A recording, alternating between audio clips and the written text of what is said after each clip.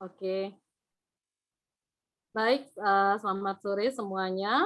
Selamat Om sore. Swastiastu. Assalamualaikum warahmatullahi wabarakatuh. Salam sejahtera, namo buddhaya, salam kebajikan dan salam sehat untuk kita semua. Jadi puji syukur kami panjatkan kehadapan Tuhan Yang Maha Esa, Ida Sang Yang Widiwasa, karena berkat beliau kita diberikan kesehatan untuk berkumpul dan menjalani event workshop hari ini dengan narasumber yang luar biasa, Maha Guru dari Metodologi Penelitian Profesor Dr. Sugiono MPD dengan tema Metode Penelitian Empiris di Bidang Hukum dan Administrasi Publik. Terima kasih banyak Prof. sudah berkenan mengisi workshop pada hari ini untuk program Pasca Sarjana Universitas Ngurah Rai. Nah, di sini juga ada beberapa murid Prof. dari sekolah metodologinya, ada Ibu Rektor. Anda ya? Ya, Ibu Rektor, Ibu Kaprodi MAP, saya juga pernah mengikuti session dulu ya, Prof. Terima kasih. Terima kasih. Kami yang terima kasih, Prof. sudah berkenan hadir.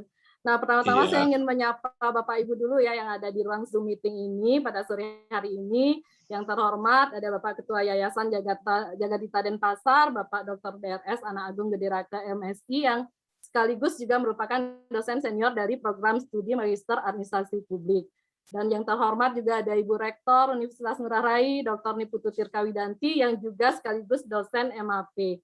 Yang saya hormati Bapak Ibu dosen di lingkungan Pasca Sarjana Universitas Ngurah Rai, yang saya cintai pejabat dan staf di lingkungan Pasca Sarjana Universitas Ngurah Rai, dan mahasiswa Magister Administrasi Publik dan Magister Hukum program Pasca Sarjana Universitas Ngurah Rai, serta dari luar kampus juga ya.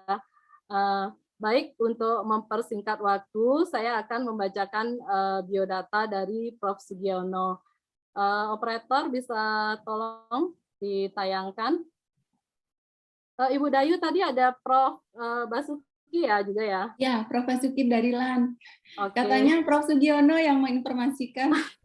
Iya, tersampaikan. Prof. Basuki ada di sini. Welcome Prof. Basuki, terima kasih banyak sudah hadir. Baik, saya akan bacakan ringkasan dari CV dari Prof.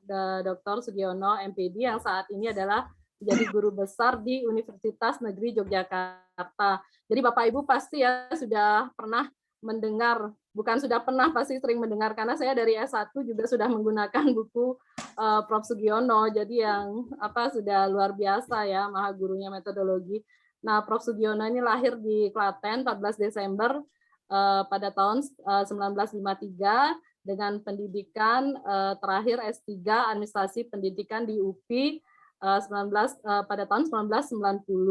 Nah, pengalaman jabatan itu ada beberapa, dan yang terakhir ini adalah sebagai Ketua Prodi S3 Manajemen Pendidikan sejak tahun 2016 sampai dengan sekarang. Nah, ini Bapak Ibu bisa dilihat ya, sebagai narasumber dalam seminar dan dalam luar negeri sebanyak 338 kali ya, luar biasa. Dan juga ada 25 buku yang diterbitkan. Nah, itu di background-nya Prof bisa dilihat ya, buku-bukunya Prof Sugiono. Jadi semua kuantitatif, kualitatif, semua Prof-nya ada ya. Nah, juga penghargaan di sini ya, ada narasumber terbanyak di bidang metode penelitian, rekor muri pertama sebagai penulis terbanyak di Indonesia, rekor muri 2, penulis terbanyak bestseller, profesor penulis terbanyak dari Rektor UNY, muri 3 sebagai narasumber tunggal webinar peserta terbanyak tahun 2019, dan dosen publikasi ilmiah terproduktif dari Rektor UNY. Nah, organisasi profesional ada Ketua Dewan Pembina Asosiasi Dosen dan Guru Vokasi Indonesia, Ketua Dewan Pakar Ikatan Guru Vokasi Indonesia Maju, dan ini yang terakhir ya Pak ya, Ketua Dewan Pembina Asosiasi Dosen Metodologi Penelitian Indonesia. Saya sudah masuk loh Prof, sudah daftar. Sudah ikut Bu? Iya. Sudah ikut ya? Kan kemarin diinfo sama Prof. Burhan Bungin. Jadi kita semua sudah masuk di di Rai. Nah, Prof-nya juga sebagai asesor Prodi Ban PT sejak tahun 2000 dan asesor APT sejak tahun 2010. Ya, luar biasa sekali. Nah, baik, jadi sekarang saya akan langsung ya serahkan kepada Prof. Sugiono untuk segera memberikan materi, karena yang lain sudah tidak sabar ini Prof untuk mengikuti. Jadi Bapak Ibu semua mahasiswa, jika ada pertanyaan, silakan nanti langsung ya pada saat pada saat Prof sudah selesai memaparkan materi, silakan bertanya sebanyak-banyaknya. Baik, terima kasih banyak. Waktu saya serahkan kepada Prof. Sugiono. Monggo Prof. Terima kasih. Terima kasih Bu Direktur.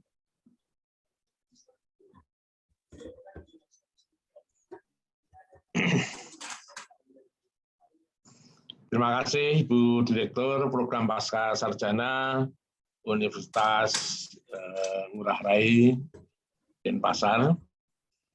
Yang sama-sama kita hormati Ibu Rektor Universitas Ngurah Rai Denpasar, Bapak Ibu dosen Program Pasca Sarjana, Program Studi Hukum dan Administrasi Publik, rekan kami Prof. Basuki. Saya selalu ngajak Prof. Basuki untuk memberikan kritik, Bu. Memberikan kritik apakah yang saya sampaikan nanti ada kesalahannya atau tidak. Sangat setia sekali Prof. Basuki. Dan rekan-rekan mahasiswa yang sangat saya banggakan.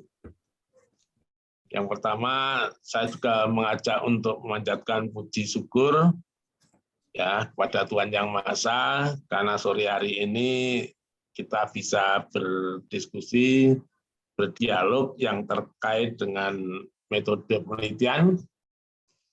Dan ini saya beri judul metode penelitian empiris di bidang hukum dan administrasi publik. Ya. Mohon maaf, saya bukan ahli di bidang hukum, tapi saya sering beberapa kali menyampaikan materi tentang penelitian hukum, dan pernah juga terjadi diskusi yang hangat antara pendekatan normatif dan pendekatan empiris di bidang hukum. Nah, saya lihat beberapa tesis, disertasi memang banyak pendekatan normatifnya, namun kami mencoba untuk menawarkan bagaimana penelitian bidang hukum itu menggunakan pendekatan empiris yang bisa menggunakan metode kuantitatif, kualitatif, dan mixed method. Nah, jadi nanti kalau itu dipandang tidak pas, ya mohon maaf, tapi apa yang saya sampaikan ini melalui kajian metodologis ya terkait penelitian dalam semua bidang ilmu. Nah, ini buku yang kami tulis, ini bagi yang teman-teman di administrasi publik bisa menggunakan metode penelitian administrasi. Ini sudah edisi yang baru. Pendekatannya kuantitatif. Kamu belajar. Ya. Kali ini khusus kuantitatifnya, ini mix metodenya. Nah, teman-teman di administrasi publik tentu juga banyak penelitian-penelitian yang terkait dengan policy research atau penelitian kebijakan. Bahkan di bidang hukum pun perlu menggunakan metode penelitian dan pengembangan. Karena salah satu metode yang digunakan menghasilkan produk adalah research and development. Ini terutama metode digunakan untuk menghasilkan seperti produk-produk hukum yang berupa aturan, di mana aturan itu dipandang sebagai produk yang dapat dikembangkan melalui research and development. Teman-teman, kalau kesulitan buku bisa langsung ke penerbit ya. Kalau di sini toko bukunya nggak ada misalnya. Teman-teman mahasiswa dan teman-teman dosen, memang kemarin saya sampaikan di Kongres Asosiasi Dosen Metode Penelitian bahwa kita ini sangat kekurangan peneliti dibandingkan dengan Vietnam Vietnam itu anggarannya sedikit, tapi jumlah penelitinya hampir 5 kali di Indonesia. Jadi kita sangat kekurangan. Lalu dari segi kompetensi memahami metode penelitian, waktu kami menyelenggarakan pretest di Sekolah Penelitian Indonesia, itu rata-rata 2 kali nilainya adalah masih pada skor nilai 5 dari skor 10 dan nilai 50 dari skor 100. Artinya pemahaman terhadap metodologi penelitian memang perlu ditingkatkan. Dan saya sangat mengapresiasi kepada Ibu Direktur untuk menyelenggarakan diskusi ini. Mudah-mudahan membuka wawasan ya penelitian-penelitian di bidang ilmu-ilmu sosial maupun bisa di bidang S1. Nah, kalau ingin memiliki budaya meneliti, maka seseorang harus selalu memiliki gagasan atau ide baru. Nah, gagasan atau ide baru itu kalau terbukti nanti akan menjadi teori. Ya. Nah, penelitian yang berangkat dari gagasan atau ide baru dan membuktikan itu nanti pakai metode kuantitatif. Jadi metode kuantitatif itu mengembangkan ilmu melalui pembuktian. Dan yang kedua adalah juga peka dalam melihat kejadian. Ya. Contoh Newton itu melihat apel jatuh, yang bersangkutan risau. Kenapa apel kok jatuhnya ke bawah, tidak ke atas? Nah, kalau kita melihat apel jatuh kan biasa saja. Tapi dengan melihat apel jatuh ke bawah, ternyata selanjutnya ditemukan hukum-hukum Newton ya yang sangat penting dalam kehidupan kita. Nah, penelitian yang berangkat dari kejadian, dari fakta, lalu kita memahami, bahkan menggali, ini menggunakan metode kualitatif. Dan metode yang terkini, yang terkontemporer sekarang, dipandang sebagai metode penelitian yang lengkap adalah menggunakan mixed method. Ya. Nah, ini tentu berangkat dari ide dan juga melihat dari suatu kejadian. Jadi peneliti yang baik, teman-teman mahasiswa, pertama adalah tahu apa yang diteliti. Nah, di sini adalah di bidang hukum dan di bidang administrasi publik.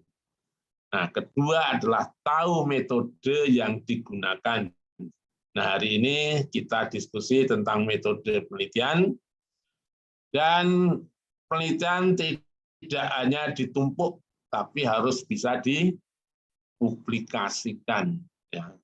Jadi supaya memiliki nilai atas hasil penelitiannya.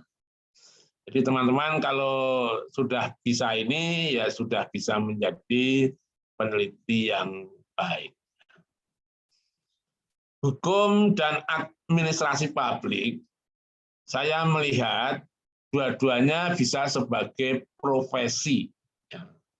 Profesi itu seperti hakim, jaksa, polisi, pengacara itu kan profesi. Kalau di administrasi publik ya profesi itu leadernya atau para pegawai di bidang tertentu ya. Sesuatu dikatakan profesi karena untuk mengerjakan pekerjaan itu memerlukan keahlian. Dan menjadi profesi memerlukan pendidikan akademis. Nah, yang kedua ini, hukum dan administrasi publik adalah sebagai ilmu. Sebagai ilmu, bukan sekadar sebagai knowledge, tapi sebagai ilmu.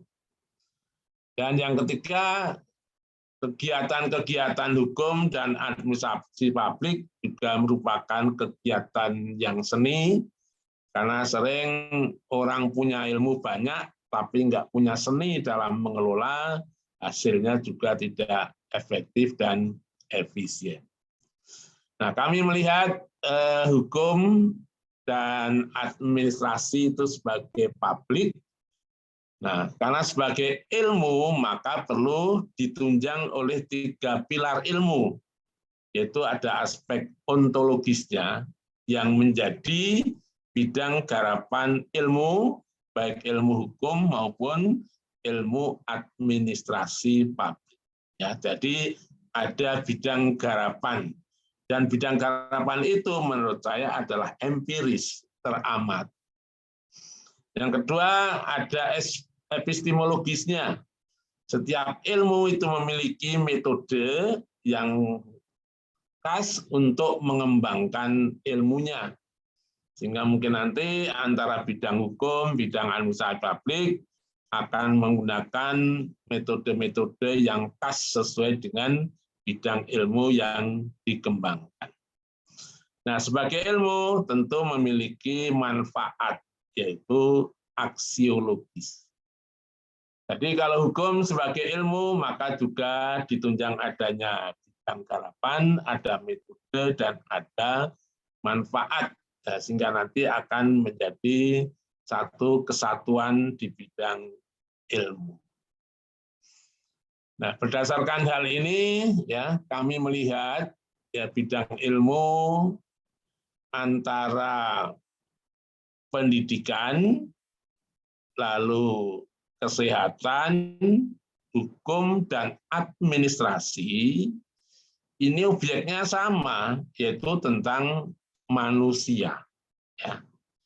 Pendidikan manusia, kesehatan manusia, hukum manusia, administrasi publik juga tentang manusia. Jadi kalau bidang pendidikan sama-sama kita tahu objeknya adalah untuk antara pendidikan, kesehatan, hukum, dan administrasi publik, semua objeknya adalah manusia. Hanya kalau pendidikan itu memfokuskan untuk mencerdaskan, ya, untuk mencerdaskan orang. Sedangkan kesehatan itu terkait dengan pengembangan fisik, ya, nanti memiliki derajat kesehatan fisik. Nah, hukum ini, mohon maaf kalau salah, adalah terkait dengan masalah ketertiban dan keadilan pada orang atau pada masyarakat.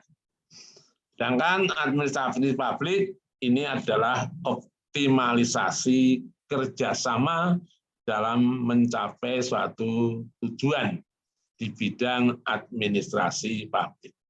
Artinya apa?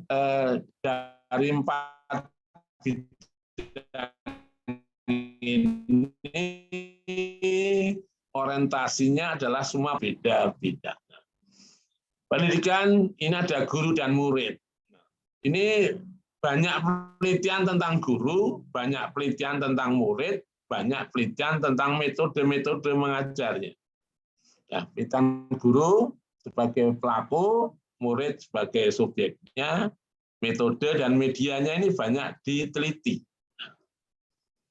Dokter juga demikian, penelitian tentang kinerja dokternya, tenaga medisnya, memahami pasiennya, obat-obatan yang perlu diberikan, ini adalah penelitian-penelitian empiris.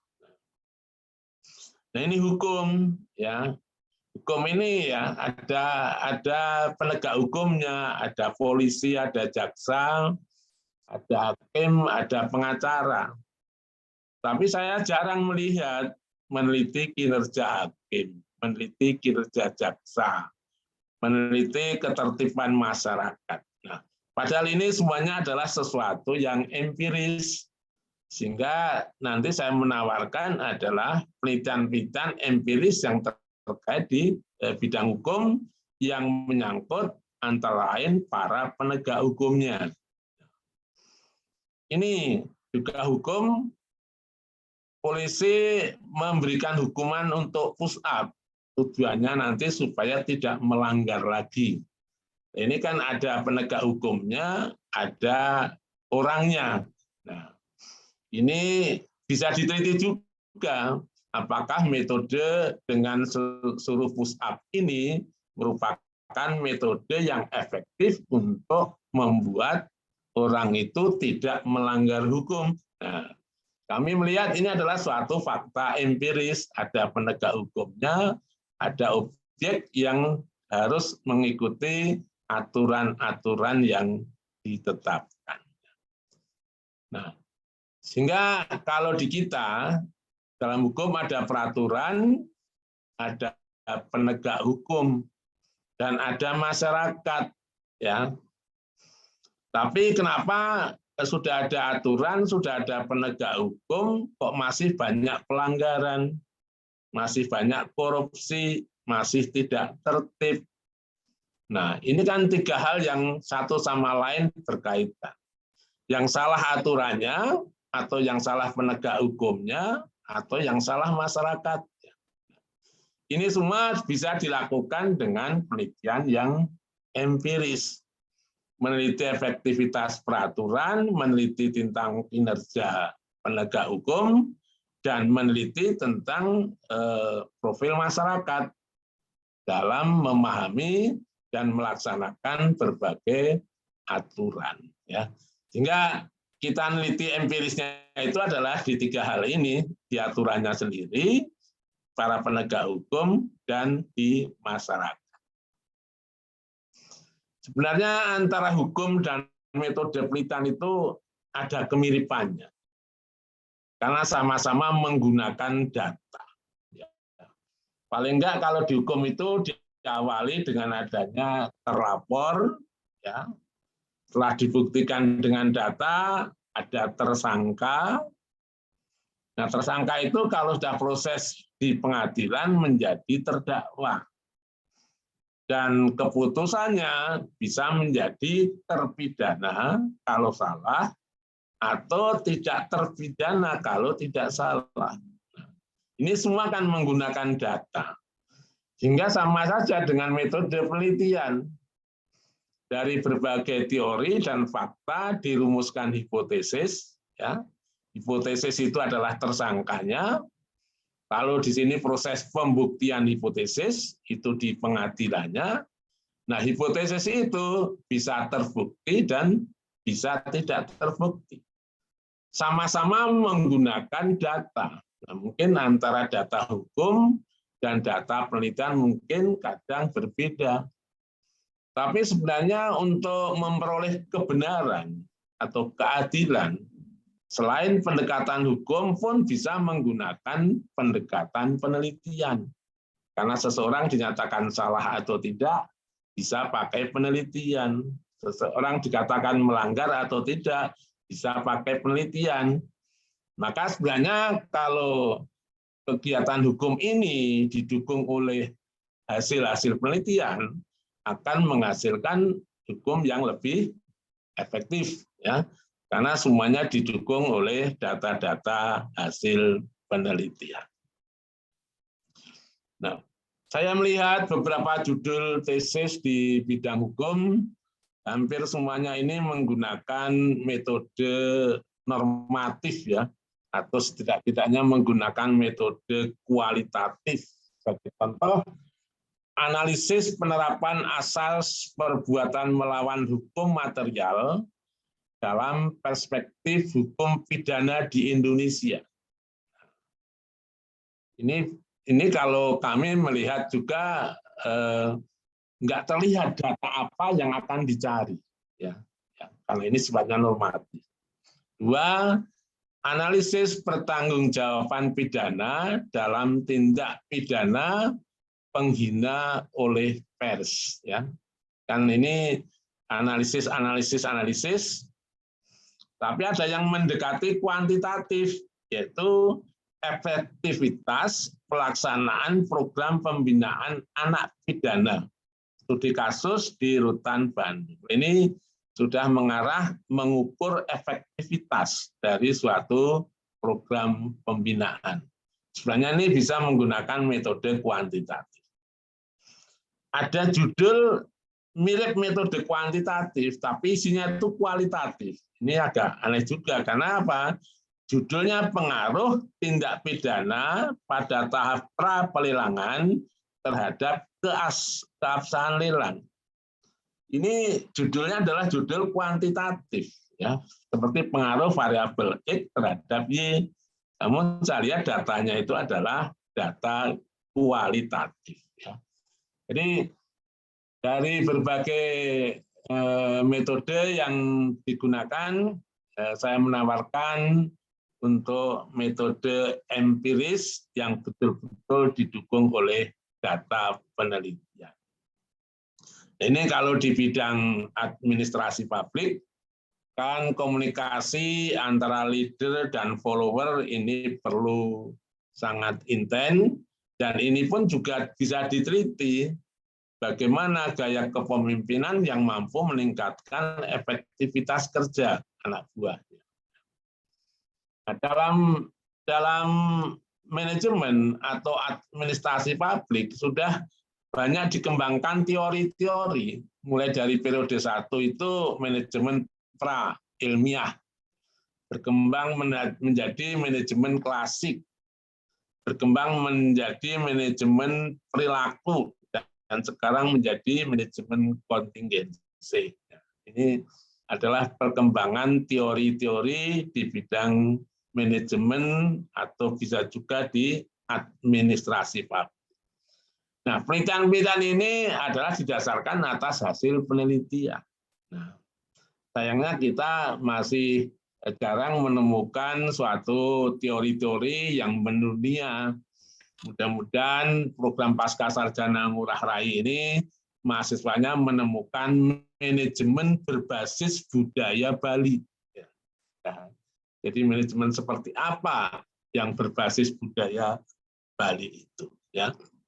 Nah,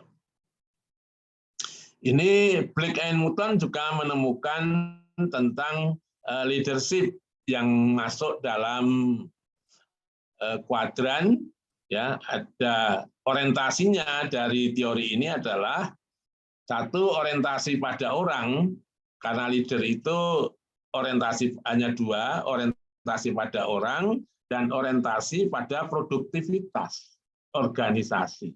Ya.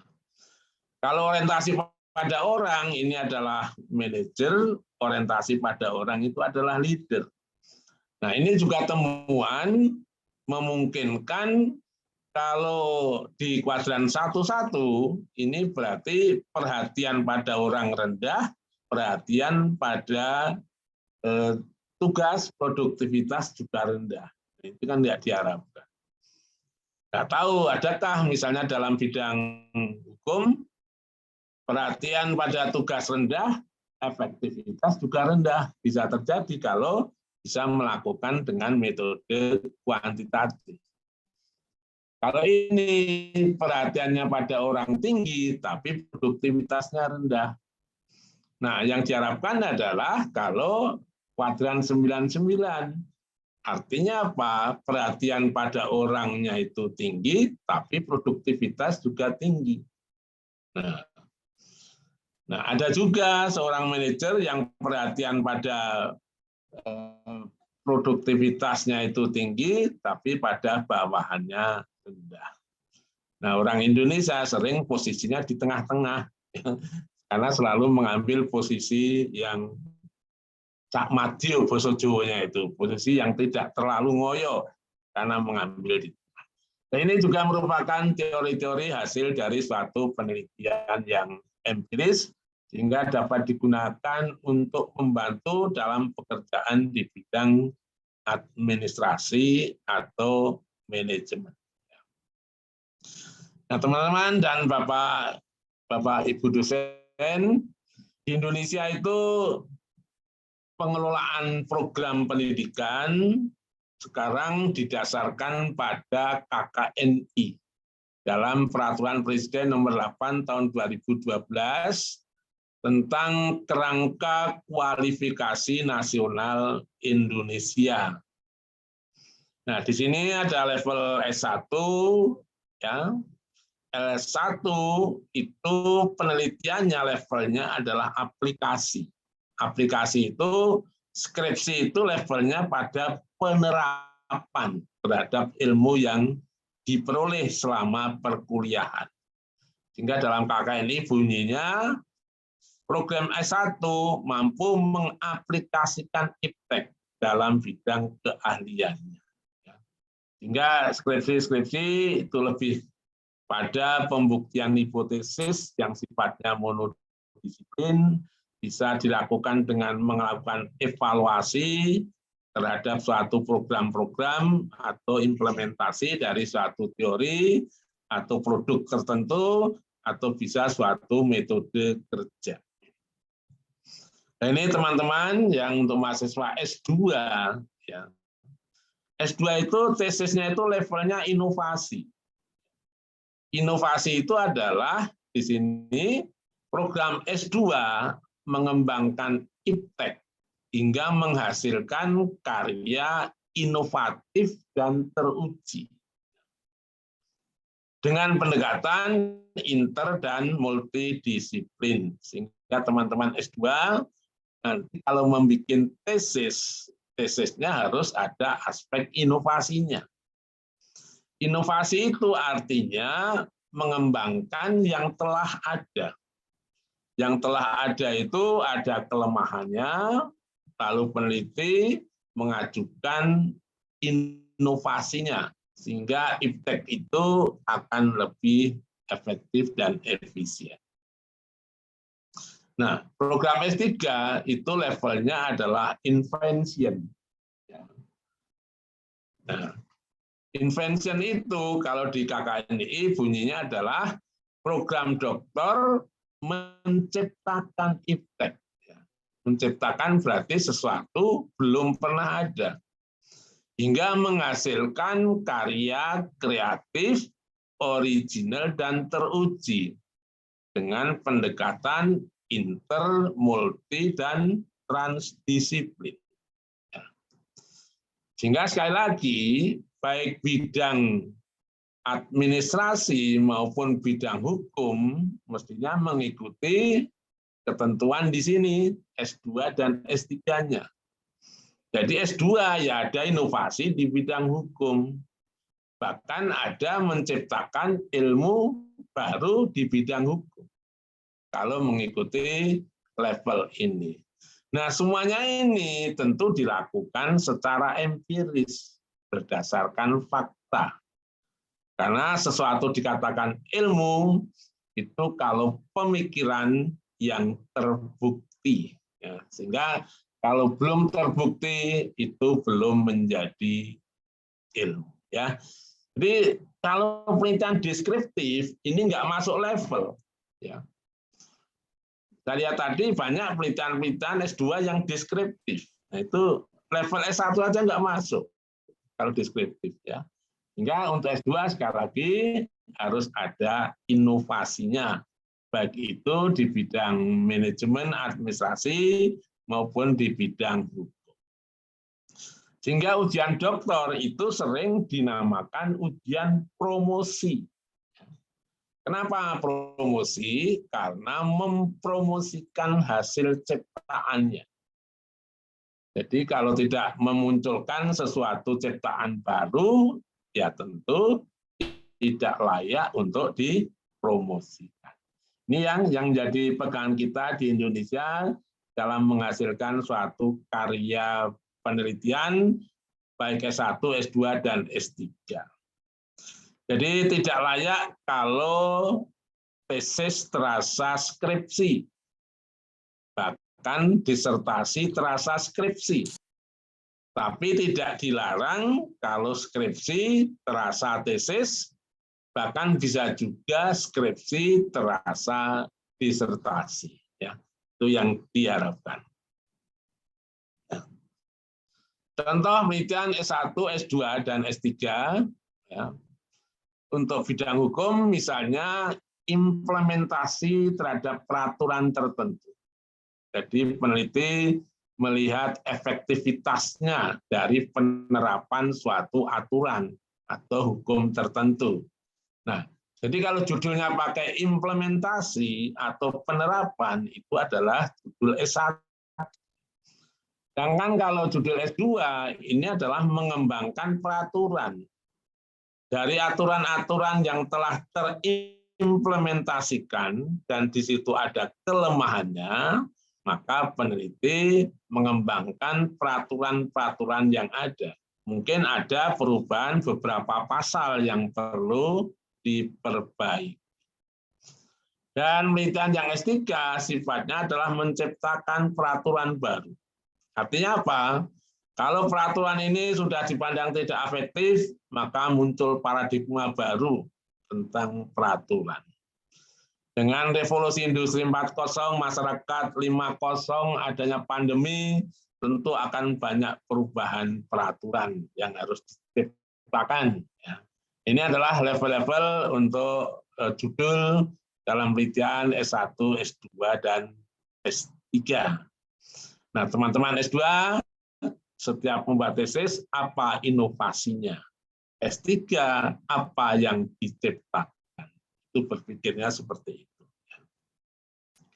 Nah, untuk memahami metode penelitian, maka kita perlu memahami pohon ilmu bidang metode penelitian. Saya kembangkan dari Jipart, di mana dalam pohon ilmu ini ada 3 cabang, yaitu penelitian yang bersifat tuno. Tuno ini adalah penelitian untuk mengembangkan ilmu.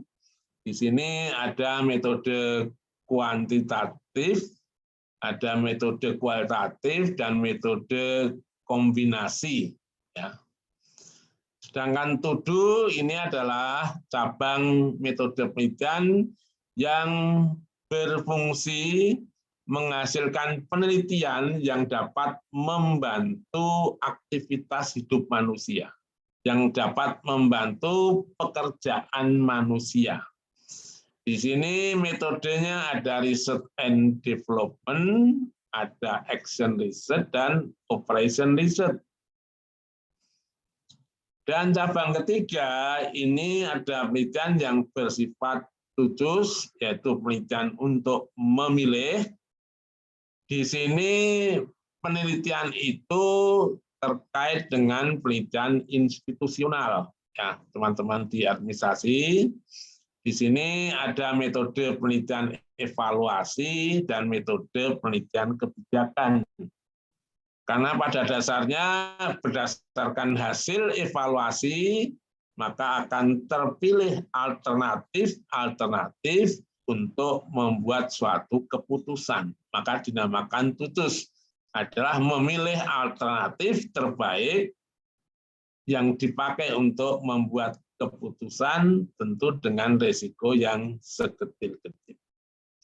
Nah, kita ini selaku dosen, maka kita harus memahami pohon ilmu metodologi penelitian. Ya. Nah, kalau dibuat dalam bentuk bagan, dan alhamdulillah buku-buku yang saya tulis ini sudah didasarkan pada pohon ilmu metode penelitian, yaitu sudah saya tulis metode penelitian kualitatif, ada kuantitatif, dan mixed method. Ini fungsi penelitian untuk mengembangkan ilmu. Dan yang masuk tudu ini ada research and development, penelitian untuk mengembangkan produk. Lalu ada action research, penelitian mengembangkan metode kerja. Dan tutus ini ada penelitian evaluasi yang fungsi untuk mengukur seberapa jauh suatu program itu terlaksana dan suatu program itu tercapai. Mungkin ini banyak teman-teman di administrasi publik, termasuk penelitian kebijakan. Penelitian kebijakan ini sebagai metode yang membantu para policy maker membuat kebijakan yang didasarkan atas data. Walaupun kita akui bahwa dalam kaitannya dengan politik, kebijakan-kebijakan itu sangat diwarnai oleh unsur-unsur politik. Namun penelitian kebijakan membantu ya agar semuanya didasarkan atas data untuk membuat keputusan. Sehingga fungsi penelitian ini kalau masuk Nituno ada metode kuantitatif, ada kualitatif, ada mixed method, dan ex post facto. Dan kalau need to do, ini ada research and development dan action research. Dan kalau need to choose, ini ada evaluation research dan ada policy research. Ini semua adalah metode empiris. Semua didasarkan atas data lapangan. Bukan kajian teks ya, tapi semuanya didasarkan atas data lapangan. Nah, kalau menurut Creswell mengemukakan dalam spektrum metode penelitian, metode kuantitatif itu ada metode survei, ada eksperimen, bahkan ada ex post facto. Ex post facto ini suatu metode penelitian yang didasarkan pada data yang sudah ada. Data sudah ada, lalu dicari sebab dan akibat. Maka dikatakan ex post facto. Ya. Jadi after the fact research. Jadi penelitian berdasarkan data yang sudah ada.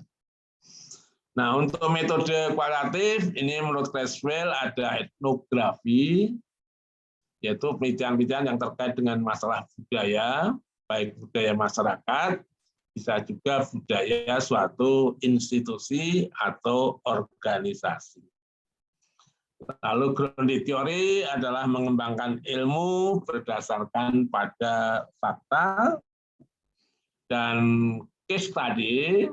Nah, ini yang sering salah pemahaman bahwa sesuatu dikatakan studi kasus itu harus berangkat dari kasus. Menurut Creswell, kasus itu adalah sesuatu unusual, sesuatu yang tidak biasa. Nah, yang tidak biasa itu bisa positif dan bisa negatif. Jadi penelitian di organisasi yang kecil atau di satu pengadilan tidak dikatakan suatu kasus kalau tidak ada kasusnya. Nah, penelitian yang lain adalah fenomenologi, yaitu meneliti tentang kehidupan orang, di mana sumber datanya adalah para pelakunya dan ada naratif riset. Nah, ini dipandang yang baru, mixed method. Kebetulan saya selaku asesor, baik Prodi maupun APT, itu memang masih sedikit. Perguruan tinggi, bahkan pasca yang menggunakan mixed method. Semuanya masih antara kualitatif, kuantitatif. Nah, bahkan setelah mixed method ini ada metode baru lagi, yang disebut dengan multi-mix method, ya, perkembangan terkininya. Bagaimana menggabungkan dua metode? Satu, menggabungkan secara sekuensial. Sekuensial itu dua metode digabungkan secara berurutan. Nah, karena sekuensial, maka ada sekuensial explanatory, yaitu metode penelitian pertama adalah metode kuantitatif, mengukur lalu mengamati, dan sequential exploratory, metode pertamanya adalah kualitatif, dan metode keduanya kuantitatif. Jadi kalau kita ini sudah mixed method, ini data dapat dibuktikan secara kuantitatif. Atau bisa juga data kualitatif didukung oleh data kuantitatif atau sebaliknya. Dan penggabungan yang bersifat concurrent, di mana dua metode digunakan secara bersama-sama dalam waktu yang sama. Di sini akan ada metode yang sifatnya dua metode dicampur, di mana porsi campurannya itu sama. 50% kuantitatif, 50% kualitatif. Tapi ada yang campurannya embedded, di mana di sini ada salah satu metode yang porsinya lebih banyak, yaitu nanti akan ada metode primer, primernya itu bisa kuantitatif, dan primernya itu bisa kualitatif. Nah, ini menurut Creswell dan beberapa referensi baru dinyatakan bahwa mixed method saat ini dipandang sebagai metode yang sempurna bila dibandingkan kalau hanya dengan satu metode saja. Mengapa? Karena mixed method berpandangan setiap objek itu mengandung nilai kuantitatif dan kualitatif. Kalau objek mengandung dua nilai dan diteliti dengan satu metode saja, maka tidak akan menghasilkan data yang lengkap. Nah, karena itu teman-teman di Pasca ini berkembanglah dari metode yang sudah klasik ini berubah ke metode baru karena hasilnya akan lebih lengkap, lebih akurat. Walaupun nanti memerlukan kemampuan yang lebih, memerlukan waktu, memerlukan biaya yang lebih. Ya. Ini sepintas tentang pengertian bahwa pada dasarnya metode penelitian itu merupakan cara ilmiah untuk mendapatkan data dengan tujuan dan kegunaan tertentu. Bisa sepintas saja bahwa penelitian itu scientific method, ini ada data yang diperoleh. Tentu tidak sembarang data yang diperoleh, lalu ada tujuan dan ada kegunaan. Cara ilmiah berarti penelitian menggunakan pemikiran yang rasional, tentu di sini menggunakan teori, lalu kegiatannya dapat diamati orang lain dan dilakukan secara sistematis.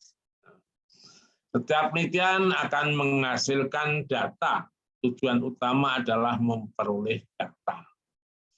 Data bagi yang menggunakan metode kualitatif diperoleh data kualitatif. Data kualitatif itu ada yang empiris sebagaimana adanya, nah, tapi banyak data yang interpretif. Nah, ini di bidang hukum ini banyak yang interpretif. Ya. Ada kasus keluarga dibunuh, ya, dibunuh, yang bunuh orang lain. Tapi setelah diteliti secara kualitatif, ternyata otak pembunuhnya adalah keluarga itu sendiri. Ya. Itu artinya antara data yang nampak dengan yang sesungguhnya itu sering berbeda. Disinilah perlunya memahami data yang interpretif. Interpretif itu makna dibalik yang tampak. Kelihatannya menangis, tapi sebenarnya dia sedang bahagia. Kelihatannya mereka susah, tapi sebenarnya hatinya senang. Itu artinya interpretif terhadap suatu data yang ada. Nah, yang sulit adalah di sini, karena memberi interpretasi terhadap sesuatu yang empiris. Nah, sedangkan bagi yang menggunakan metode kuantitatif, ini akan diperoleh data kuantitatif berbentuk angka, dapat diklasifikasikan ke data nominal. Data nominal itu misalnya jumlah orang, jumlah yang memahami peraturan, itu data nominal.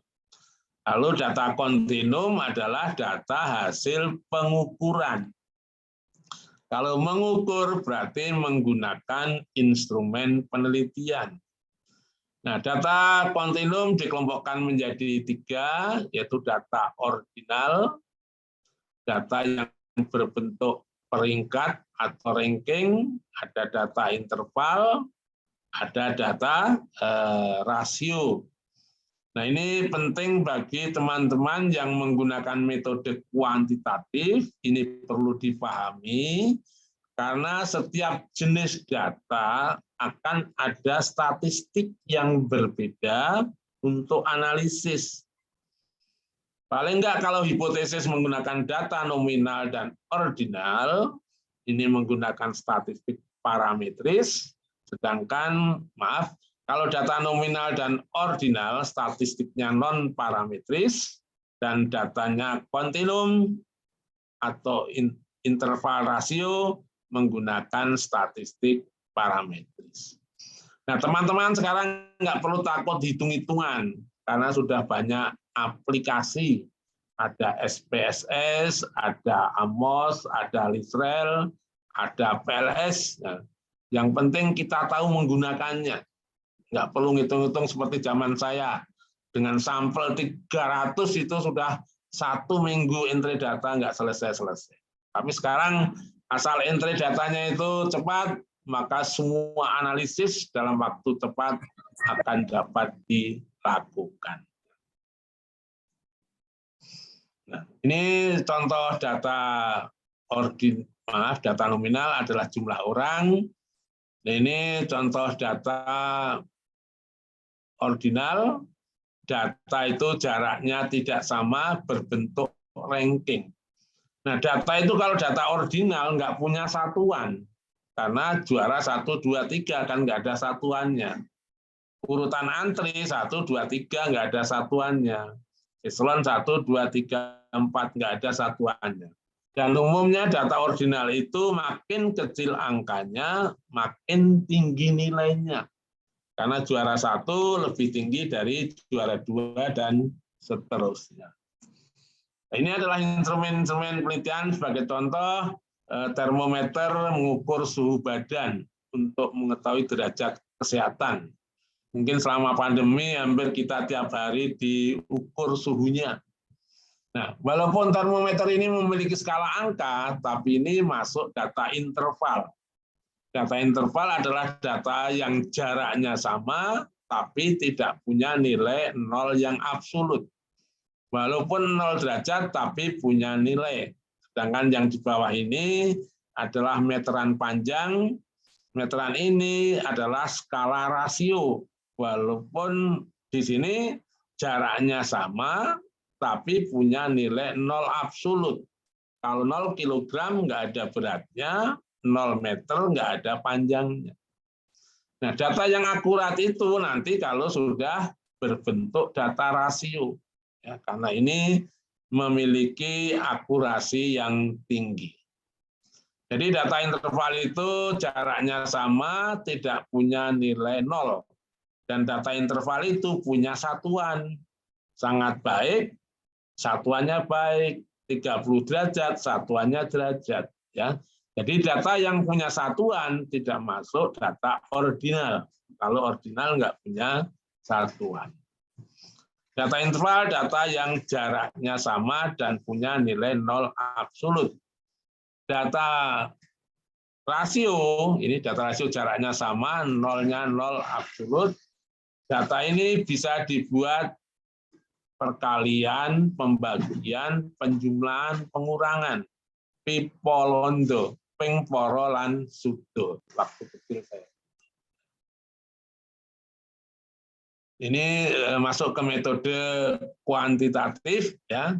Teman-teman hukum sama administrasi publik tidak perlu mempertentangkan, ya, antara metode kuantitatif, kualitatif, karena keduanya itu saling melengkapi.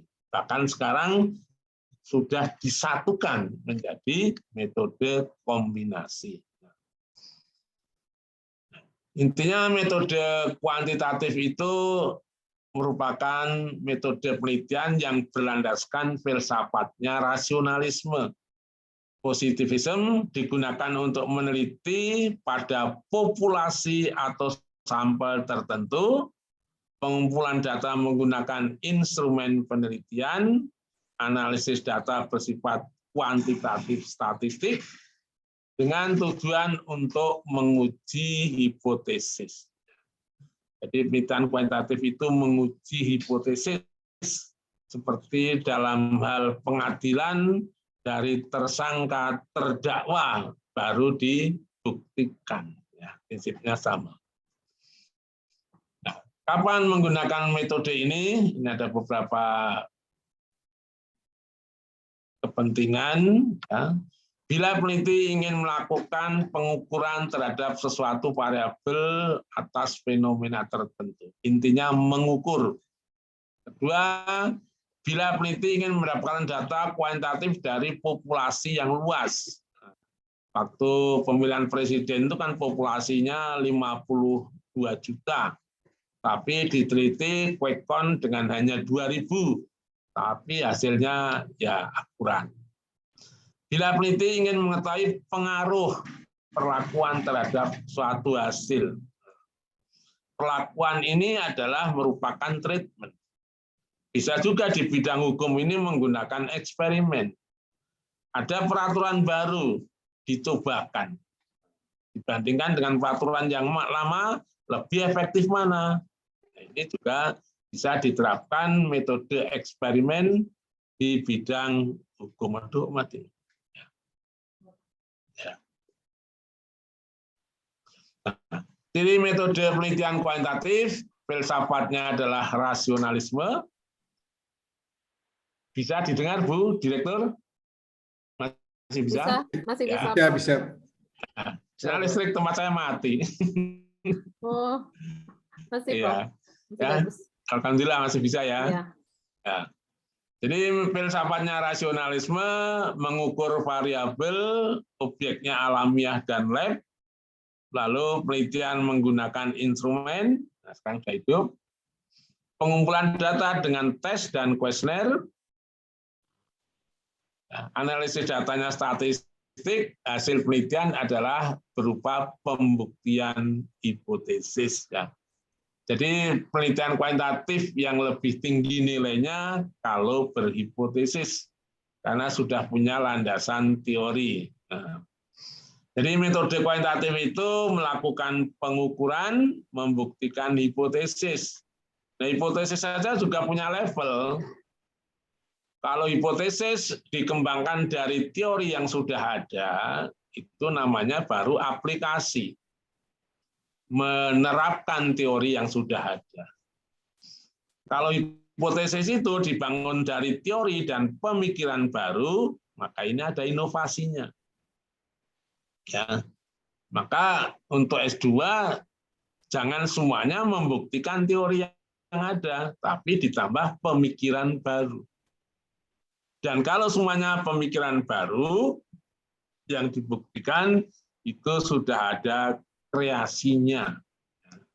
Sebagai contoh, di masa pandemi ini yang bisa menemukan obat COVID-19 dan terbukti itu adalah hasil yang sifatnya kreasi.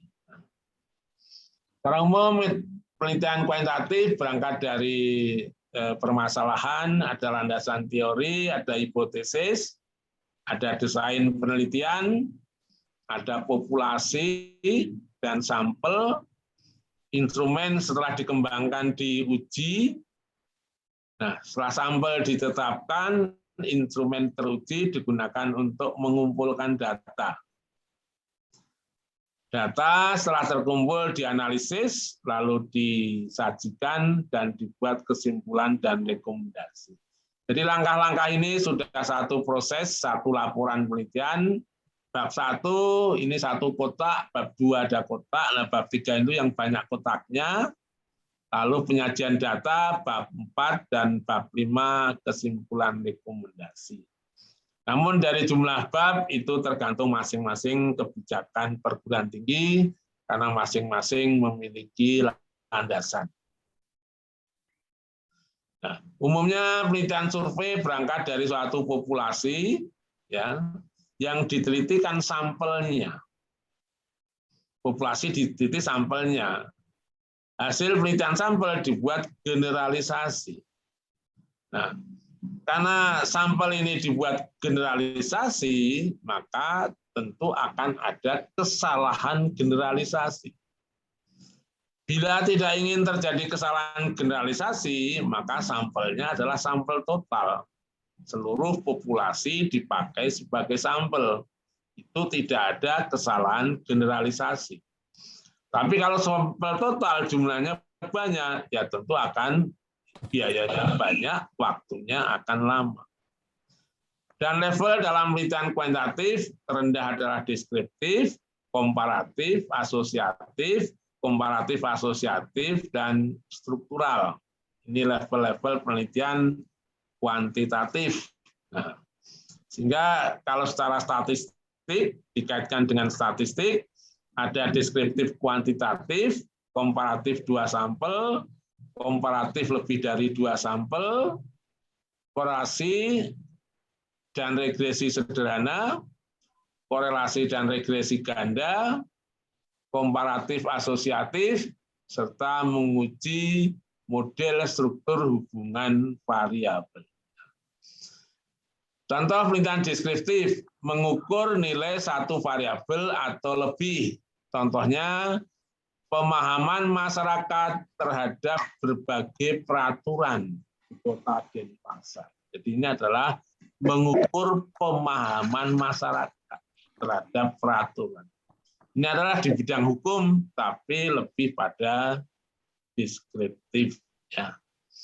Kedua juga meneliti tingkat ketertiban masyarakat Indonesia.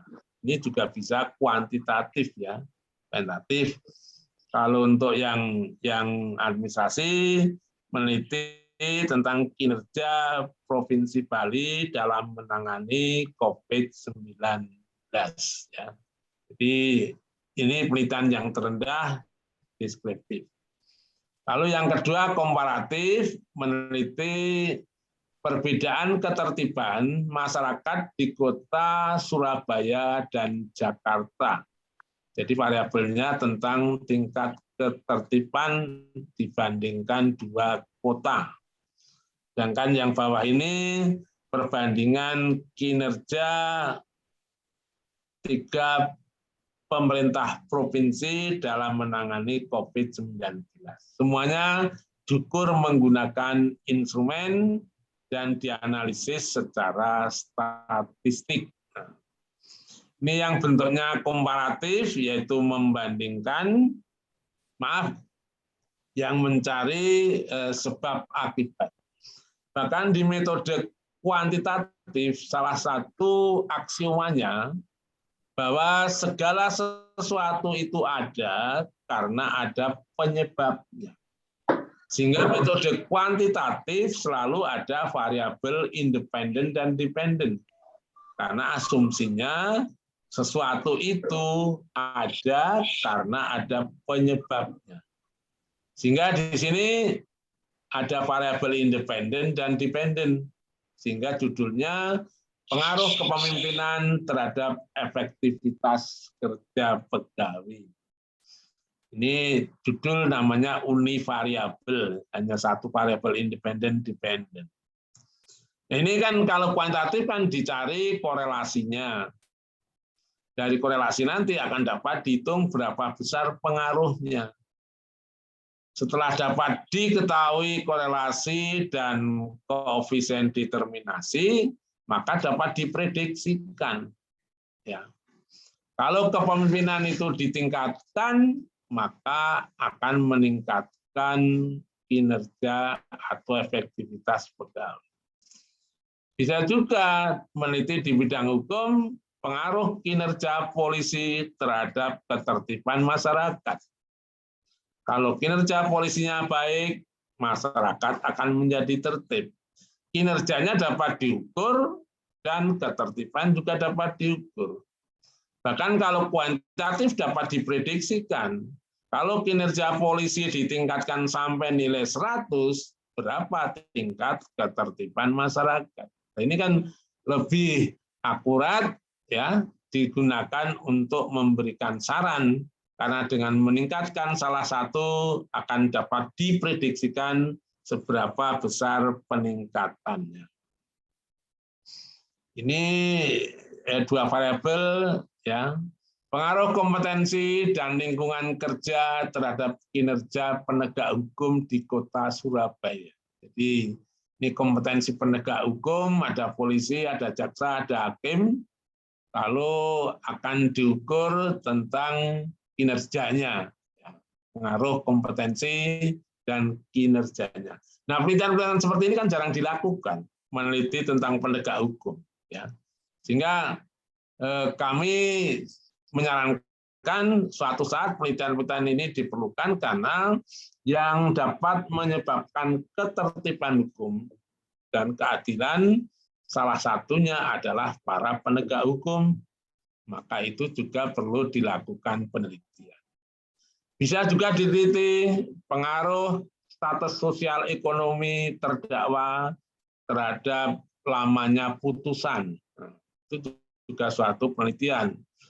Umumnya kalau status sosial ekonomi yang dihukum itu tinggi, itu akan cenderung hukumannya itu rendah. Jadi ada korelasi negatif antara status sosial ekonomi dengan lamanya hukuman. Karena ada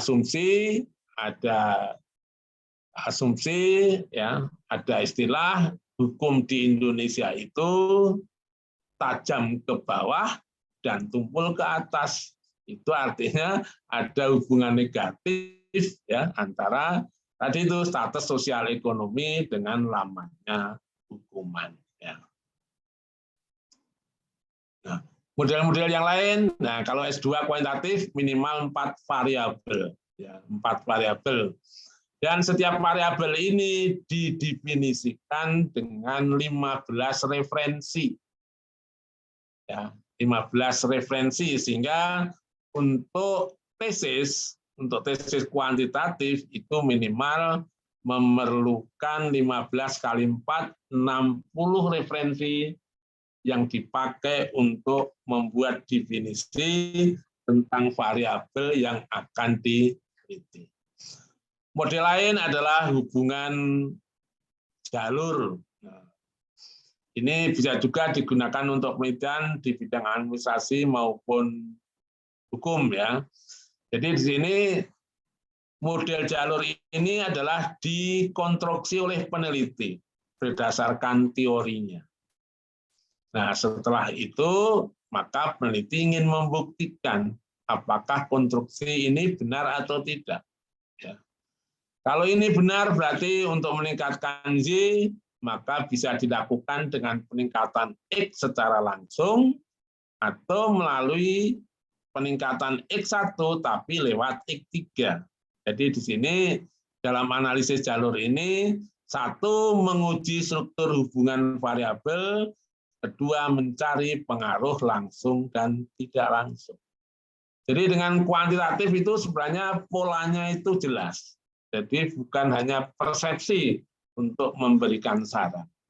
Misalnya X1 ini korelasinya lebih tinggi dari X1 ke Y, korelasinya lebih tinggi dibandingkan X2 ke Y, maka saran utama yaitu adalah meningkatkan X1. Karena ini mempunyai pengaruh langsung. Ya. Jadi dengan kuantitatif itu kita dapat tahu prioritas mana yang ditingkatkan dari model hubungan. Ini lebih sulit lagi, ini lebih sulit lagi, ini cocok untuk S3. Nah, ini masih menggunakan analisis jalur atau path analysis, kalau ini sudah menggunakan SEM, Structure Equation Model. Saat ini metode kuantitatif yang lebih tersulit adalah kalau menggunakan analisis SEM, yaitu menguji struktur hubungan variabel. Nah, ini adalah metode kualitatif. Jadi kalau metode kuantitatif tadi adalah mengembangkan ilmu melalui pembuktian hipotesis, sedangkan kalau metode kualitatif mengembangkan ilmu melalui eksplorasi. Jadi ilmu itu digali, tidak hasil pemikiran. Jadi di sini dinyatakan bahwa ya kalau yang pertama ini saya kutip dari Bogdan yang menyatakan bahwa metode kualitatif itu dilakukan pada kondisi natural setting, langsung ke lapangan, direct source, dan data yang diperoleh nanti cenderung data kualitatif, di mana peneliti adalah sebagai instrumen kunci. Researcher is the key instrument. Jadi metode kualitatif itu tidak menggunakan instrumen, karena nggak ada yang diukur. Kenapa nggak ada yang diukur? karena eksplorasi. Karena eksplorasi kan belum tahu apa yang akan diukur. Di sini kualitatif itu banyak deskriptif, lalu kualitatif lebih menekankan pada penelitian yang bersifat proses. Nah, seperti proses pengadilan, ya, proses kinerja, itu adalah kegiatan yang sifatnya proses cocok dengan metode kualitatif. Dan kualitatif itu adalah untuk analisis yang induktif. Ya, analisis induktif dilakukan dari data collection, data reduction, ya, data classification, dan data connection. Nah, ini yang penting menurut Bogdan bahwa meaning is of essential to the qualitative approach. Jadi metode kualitatif itu lebih menekankan pada makna dari suatu peristiwa. Ya. Data-data hukum itu sangat banyak sekali yang mengandung makna antara apa yang terlihat dengan yang sesungguhnya terjadi itu sering berbeda. Maka di sini harus memiliki keahlian di bidang metode kualitatif untuk memahami makna dari suatu peristiwa. Nah, di pengertian yang kedua, orientasi dari metode kualitatif adalah not hypothesis testing, tapi hypothesis generating. Ya. Jadi menghasilkan hipotesis. Ya, jadi peneliti kualitatif bukan menguji hipotesis, tapi justru menghasilkan hipotesis baru. Bahkan yang terakhir ini, metode kualitatif adalah metode konstruktif, mengkonstruksikan berbagai fenomena. Jadi kalau di bidang hukum ada konstruksi-konstruksi tentang suatu peristiwa, itu adalah sebenarnya konsep dari metode kualitatif untuk memahami suatu konstruksi dari suatu peristiwa. Nah, ini definisinya panjang untuk metode kualitatif karena rangkuman berbagai referensi. Metode penelitian kualitatif adalah metode penelitian yang berlandaskan pada filsafat empirisme, post-positivism, interpretif, konstruktif. Digunakan untuk meneliti pada kondisi objek yang alamiah, di mana peneliti adalah sebagai instrumen kunci. Teknik pengumpulan data dengan observasi, wawancara dokumentasi, data yang diperoleh cenderung data kualitatif, analisis data bersifat induktif, dan hasil penelitian dapat berupa deskripsi objek, keunikan objek, proses peristiwa, temuan potensi dan masalah, kategorisasi temuan, konstruksi antar kategori, dan temuan hipotesis, dan makna dari suatu peristiwa. Jadi metode kualitatif itu fungsinya lebih banyak.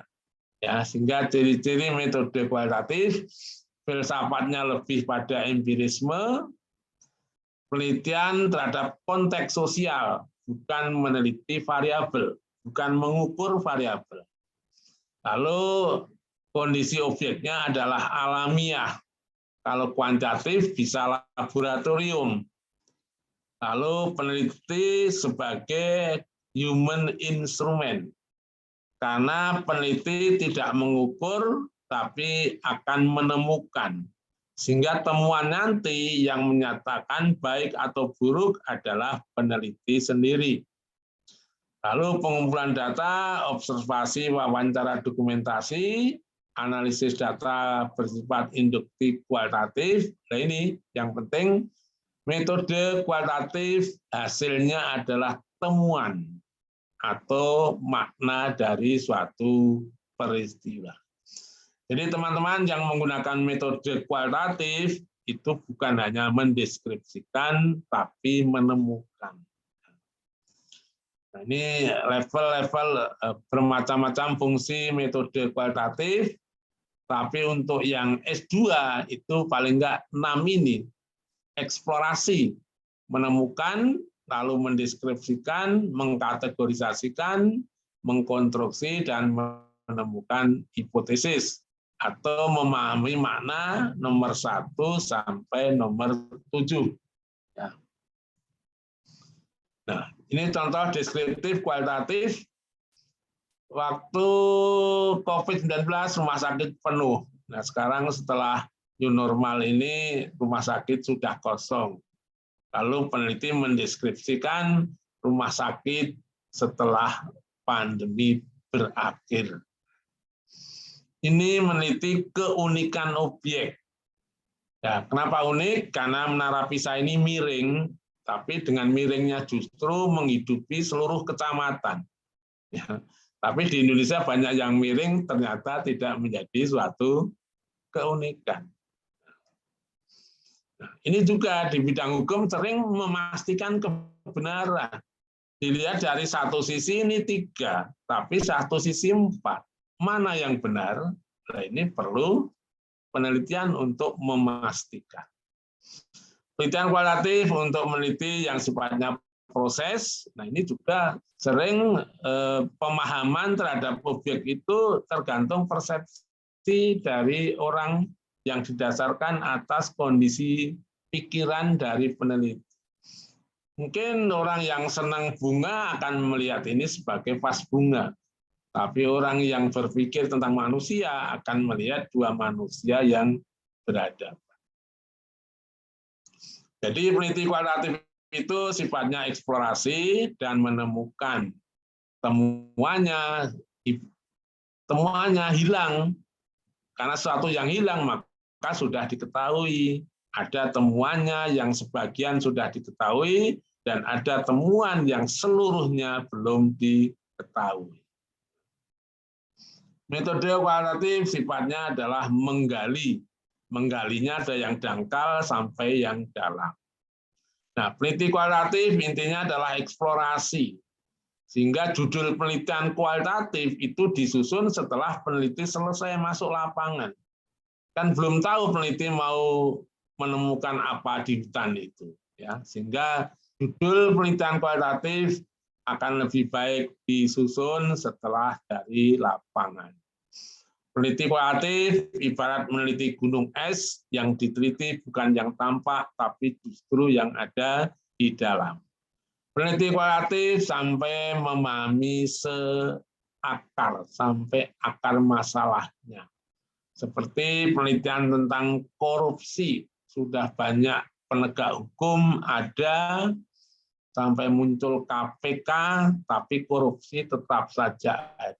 Sebenarnya apa akar masalahnya? Ya. Ada suatu teori yang menyatakan bahwa setiap anak yang lahir, kalau setiap anak lahir itu punya jaminan masa depan, maka korupsi akan berkurang. Nah, di Indonesia ini, karena anak yang lahir belum tentu punya jaminan masa depan, maka banyak orang yang berkorupsi. Maka untuk mencegah supaya tidak korupsi, maka harus diciptakan bahwa setiap anak yang lahir akan memiliki masa depan.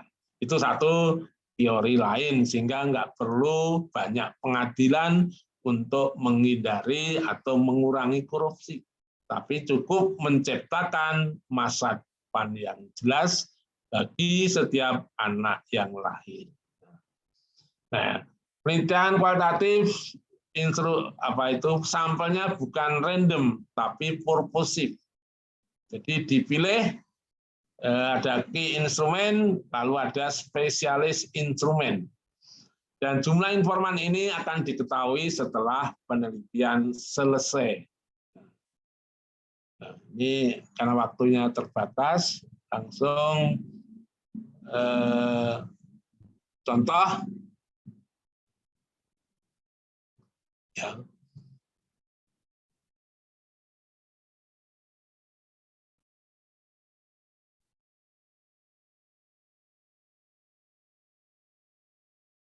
Maaf nih. Hasil penelitian di suatu perguruan tinggi ditemukan jumlah dosen yang gabung lektor kepala cukup banyak. Dosen sering mengikuti pelatihan penulisan karya ilmiah. Karya ilmiah yang dibuat dosen cukup banyak. Antara lain menulis di jurnal, membuat buku, dan media pendidikan yang efektif. Motivasi membuat karya ilmiah sangat tinggi karena ada insentif dan dorongan dari pimpinan. Nah, ini kan narasi dari hasil pengamatan berhari-hari. Lalu konstruksinya bagaimana? Ternyata dosen dengan lektor kepala yang banyak itu disebabkan banyak dosen yang menulis karya tulis ilmiahnya banyak. Karya tulis ilmiah banyak karena dosen sering ikut pelatihan KTI dan ada motivasi dosen yang tinggi. Motivasi dosen tinggi karena ada peran dari pimpinan dan ada insentif. Jadi konstruksi dari suatu peristiwa diwujudkan, sehingga orang akan lebih memahami apa yang terjadi pada objek yang diteliti. Dan untuk memberikan saran juga mudah, untuk meningkatkan dosen yang jabungnya banyak, terutama di PTS kan sering profesor sama lektor kepala kan kurang, sehingga perlu ditingkatkan melalui aspek-aspek yang mempengaruhi.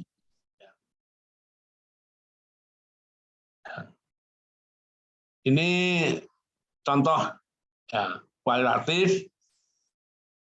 Bung Karno dulu tidak menciptakan Pancasila, tapi menggali di bumi Indonesia. Ini digali, di bumi Indonesia digali, lalu menghasilkan kategorisasi. Ternyata masyarakat Indonesia itu sangat taat ibadah, sehingga muncul ketuhanan yang Maha Esa. Hubungan antar manusia itu baik, sehingga ada peri kemanusiaan. Masyarakat Indonesia mengharapkan ada persatuan Indonesia. Ada kerakyatan, ada keadilan. Nah ini sebenarnya kalau dari segi metode kualitatif adalah hasil temuan kualitatif. Dan dari temuan ini nanti dikonstruksikan ada ketuhanan yang Maha Esa, ada kemanusiaan yang adil dan beradab, ada persatuan Indonesia, ada kerakyatan, lalu disusun ke dalam satu judul yaitu Pancasila. Nah, ini adalah contoh temuan dari metode kualitatif hasil dari menggali. Demikian Ibu Direktur, mungkin karena waktunya terbatas, ya nanti kita lanjutkan lagi. Bagi yang tidak bisa bertanya di forum ini, bisa lewat WA dengan nomor 0811 269 374. Ya, jadi bisa ditanya atau komentar di luar forum ini. Saya kembalikan kepada Ibu Direktur. Baik, terima kasih Prof. Sugiono atas paparannya. Apa ini Prof, tidak ada, bisa satu pertanyaan saja mungkin ya? Silakan Bu. Interaktif. Ya. Baik, satu atau dua pertanyaan boleh. Ya, oke, baik. Prof, mohon di stop share dulu Prof. Untuk operator admin tolong disiapkan link presensi ya untuk e-sertifikat juga sambil kita menunggu pertanyaan. Silakan Bapak Ibu jika ada yang ingin bertanya secara singkat ya, segera ini saja di Bapak Kadek Pranajaya, silakan Pak. Oke, selamat sore Pak Prof. Sugiono. Selamat sore Bapak Pranajaya. Saya mahasiswa S2 Pak, Angkatan 11. Pertanyaan saya yang pertama. Magister Hukum ya Pak? Ya, Magister Hukum. Yeah, yeah. Angkatan 11. Pertanyaan saya, penelitian hukum empiris dengan metode kualitatif itu apakah memerlukan hipotesa ya Prof? Ya. Itu yang pertama Prof. Terus yang kedua, ketika kita membuat sebuah rumusan masalah dalam tesis gitu ya, apakah sebenarnya berapa ada rumusan masalah? Apakah selalu mengacu ke ontologi, epistemologi, dan aksiologi itu, Prof, untuk sebuah tesis gitu, Prof. Terima kasih, Prof. Ya, masih Pak Pranajaya. Jadi metode kualitatif ya itu selain fungsi mendeskripsikan secara kualitatif, yang lebih utama tujuannya adalah menemukan, ya Pak, menemukan. Ya. Jadi kalau menemukan itu peneliti tidak merumuskan hipotesis. Karena kalau merumuskan hipotesis itu nanti akan membuktikan. Dan penelitian yang merumuskan hipotesis adalah metode kuantitatif. Sedang kualitatif sifatnya eksplorasi, sehingga justru malah menemukan hipotesis. Ya, menemukan hipotesis. Ya. Seperti contoh yang saya sampaikan tadi, untuk mengurangi korupsi, ada hipotesis yang menyatakan jika setiap anak yang lahir masa depannya itu jelas, maka korupsi akan hilang. Nah, itu satu bentuk hipotesis ya Pak ya, temuan hipotesis. Nah, yang kedua, research question, pertanyaan penelitian. Ini pertama tergantung dari skop penelitiannya, Pak.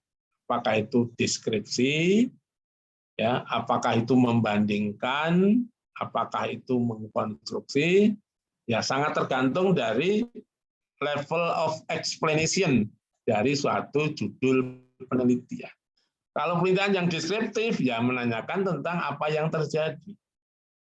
Tapi kalau membandingkan, selain mendeskripsikan, juga membandingkan antara satu tempat dengan tempat yang lain. Kalau mengkonstruksikan lebih banyak lagi. Sehingga research question tergantung pada level temuan. Untuk kualitatif ya, tergantung pada level temuan yang akan diharapkan nanti. Nah, makanya untuk level S2 itu minimal kalau kualitatif adalah menggambarkan apa yang ada, yaitu kualitatif. Yang kedua, kelemahan-kelemahan yang terjadi. Dan ketiga, upaya untuk memperbaiki. Sehingga di situ ada deskripsi, ada kelemahan, lalu ada inovasi dari deskripsi yang telah dilakukan. Demikian ya Pak Pranajaya. Ya, makasih Prof. Ya, sama-sama Pak. Oke, Satu baik. lagi, Masih ada Ibu. waktu Prof ya. Ya, Satu lagi Bapak Ibu silakan. Segera karena Profnya akan ada acara. Jadi segera tanyakan. Mungkin Bapak Ibu dosen jika ada. Ibu Kaprodi, Kaprodi MAP, Ibu Dayu. Maaf tadi belum saya sebut ya para kaprodinya. Ada kita Kaprodi MAP, ada Ibu Dr. Dayu. Nah, Bu Dayu juga mahasiswanya Prof di Sekolah Metodologi. Dan juga ada Kaprodi MH, Ibu Dr. Cokodo Istridian Laksmi Dewi. Ya. Silakan Bapak Ibu. Baik, ya, terima Bu kasih. Dayu. Terima kasih Ibu Dr. Diah. Prof. Sugiono, berjumpa kembali Prof. Biasanya kita setiap 2 minggu kembali lewat melalui Zoom. Senang sekali bisa berjumpa. Makasih Bu Ida ya. Yeah, saya sudah dapat juga merchandise Prof. Iya. Buku. Terima kasih. Yeah. Begini Prof, izin bertanya. Dalam penelitian kualitatif Prof, kalau di kuantitatif kan sudah jelas Prof ya, dari awal sampai dengan proposal itu sudah fix begitu. Nah, kalau misalnya kualitatif, tadi kan Prof menyebutkan bahwa kita belum bisa membawa judul atau membuat judul dari awal, gitu. Karena kita masuk ke hutan belantara yang kita tidak ketahui. Nah, bagaimana caranya? Ini kan kita mahasiswa Prof terbatas oleh waktu, biaya, dan tenaga. kalau kita tidak membawa judul ataupun semacam batasan fokus begitu ke lapangan, nah bagaimana ininya Prof? Bukankah itu akan berkembang? Nah, itu kemudian walaupun kita sudah misalnya menetapkan sebuah judul dalam penelitian pada rancangan proposal kita, setelah kita ke lapangan, nah itu kan memang bisa berubah. Nah, terkadang ini yang memang masih belum membudaya di mahasiswa ataupun mungkin di beberapa kalangan dosen, bahwa di awal kita tetap menetapkan judul, kemudian setelah hasil penelitian kita tidak boleh merubah lagi gitu untuk yang kualitatif, Prof. Itu.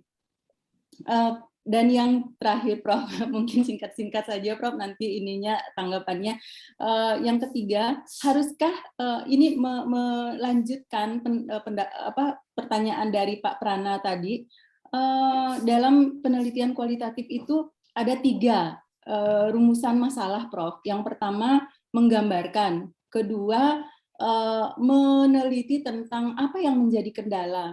Kemudian yang ketiga, mencari solusi. Sekaligus nanti dari solusi itu bisa membuat semacam rekomendasi begitu, Prof, sebagai sebuah pengembangan dari penelitian di tingkat magister begitu, Prof. Terima kasih, Prof. Ya, terima kasih, Bu. Jadi penelitian kualitatif itu kan tadi sifatnya karena eksplorasi, belum tahu apa yang akan ditemukan, sehingga judul penelitiannya itu masih bersifat sementara. Judul masalah, rumusan masalah itu bersifat sementara. Sehingga oleh Bogdan dinyatakan proposal metode kualitatif ibarat orang itu mau piknik, mau pergi ke Bali. Nah, berisi tentang rancangan kegiatan. Dan apa yang akan ditemukan ya nanti setelah di Bali itu, setelah sampai di tempat, ya, sehingga kemungkinan akan berubah. Dan konsepsi metode kualitatif adalah perspektif emik, satu penelitian yang dipandu oleh data, bukan dipandu oleh pemikiran. Jadi kalau judul penelitian kualitatif sama dengan laporannya, itu berarti judul penelitian itu dipandu oleh pikiran, tidak dipandu oleh fakta. Ya. Maka dulu Columbus mau datang ke Indonesia, tapi sampainya ke Amerika. Laporannya bukan ke Indonesia, karena yang ditemukan adalah Amerika. Jadi kan terjadi satu perubahan judul karena terjadi perubahan data yang diperoleh. Maka di pasca ini juga perlu diberi kelonggaran, dimungkinkannya terjadi perubahan judul untuk metode kualitatif. Bahkan sangat diberi kemungkinan untuk berubah. Kalau nggak berubah justru malah pola pikirnya itu kuantitatif. Itu ya, jadi itu yang diharapkan. Nah, ibarat ini Bu, kalau mencari suami pergi itu kuantitatif. Karena yang akan dicari sudah ada. Tapi kalau mencari jodoh, nah ini kan belum ada. Sehingga judulnya ya setelah dapat jodoh itu, karena baru ketemu itu kan. Sehingga dimungkinkan sekali lagi terjadi perubahan judul penelitian. Ya. Lalu untuk yang inovasi kualitatif tadi hampir sama. Pertama adalah memotret. Tapi potretnya itu setelah ke lapangan ya, bukan dipotret dari teori, memotret setelah di lapangan. Lalu di lapangan juga menemukan kelemahan-kelemahan, dan dari kelemahan itu memunculkan suatu ide baru. Tapi ide baru itu juga hasil kualitatif, bukan hanya saran. Ya. Jadi ide-ide itu ditemukan, bahkan diuji kredibilitasnya. Ya, jadi ide bukan saran, tapi ide adalah hasil penelitian yang sudah teruji kredibilitas. Mungkin begitu ya, Bu Kaprodi. Ya. Izin, Prof. Matur suwun, Prof. Ya, mohon maaf karena ini waktu di tempat saya sudah maghrib. Ya. Baik. Jadi sekali Terima lagi kasih. teman-teman yang ingin bertanya bisa lewat WA 0811269344 Nanti. ya. Baik. Mohon maaf kalau ada kurangannya. Sekian, terima kasih. Selamat malam dan bertemu di lain kesempatan. Terima kasih. Terima banyak, kasih, Prof. Terima kasih, Ya, Kita sama-sama. langsung foto Foto bersama bersama saja dulu ya. biar Karena profnya udah maghrib ini. Ya, harus ya, ini. ya. Oke. Ayo foto bersama, admin silakan. Operator. Baik, izin saya foto. Di sini ada 6 slide. Saya mulai dari slide pertama. Baik, saya foto untuk slide pertama 1, 2, 3. Untuk slide kedua, saya foto 1, 2, 3. Sudah, selanjutnya slide ketiga, saya foto 1, 2, 3. Selanjutnya untuk slide keempat, 1, 2, 3. Untuk slide kelima, saya foto 1, 2, 3. Dan slide terakhir, saya foto 1, 2, 3. Terima kasih Mita. Terima Matur kasih suwun, banyak Prof. Prof. Sugiono. Sami-sami, Prof. Pak. Basuki, terima kasih Oke. banyak Prof. sudah Basuki. ikut hadir. Prof. Basuki. Sampai jumpa lagi ya. Terima kasih, Mahasiswa Bapak. semuanya, Bapak Ibu Prof. dosen. Basuki.